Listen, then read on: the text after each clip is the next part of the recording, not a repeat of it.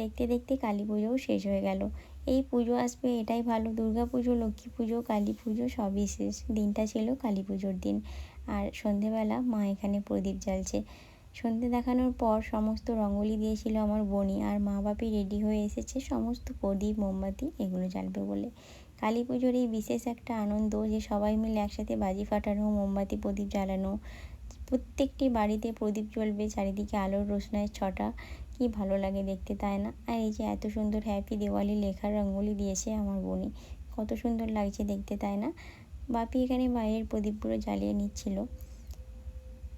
আমাদের সমস্ত রঙ্গোলিগুলো কেমন হয়েছে তোমরা কিন্তু কমেন্ট করে জানিও। আর এখানে মা বাপির প্রদীপ জ্বালানোর সাথে সাথে একটু বললাম তোমরা এমনভাবে প্রদীপটা জ্বালাও যাতে একটা ফটো নিতে পারি।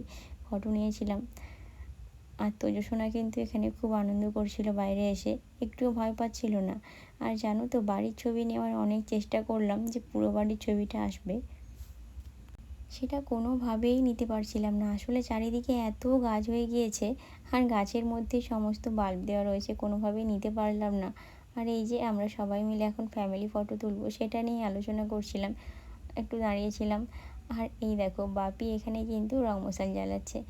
মানুষের বয়স যতই বাড়ুক না কেন, মনটা কিন্তু শৈশবেই পড়ে থাকে, এটাই তো দরকার। মানুষের বয়স তো যা সংখ্যা মাত্র, কিন্তু মানুষের মন যদি ছোট থাকে, বাচ্চাদের মতো থাকে, তাহলে সবার সাথে মিলে মিশে একসাথে থাকা যায়।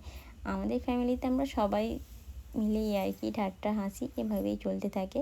তবে সত্যি কথা, অতিরিক্ত এখন দেখানোটা সোশ্যাল মিডিয়ায় বা যাই বলো না কেন, অনেক মানুষের নজর লেগে যায়। সত্যি আমি এটা খুব মানি, নজরটা ভীষণভাবে মানুষের লাগে। তো যাই হোক, একসাথে থাকলে কোনো কিছুই আর কারো লাগবে না।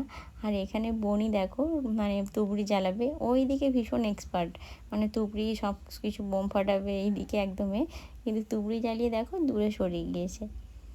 আমাদের এই ছোট্ট ভিডিও কেমন লাগছে তোমাদের জানিও, আর আমাদের ফ্যামিলিকে তোমাদের কেমন লাগে সেটাও জানিও।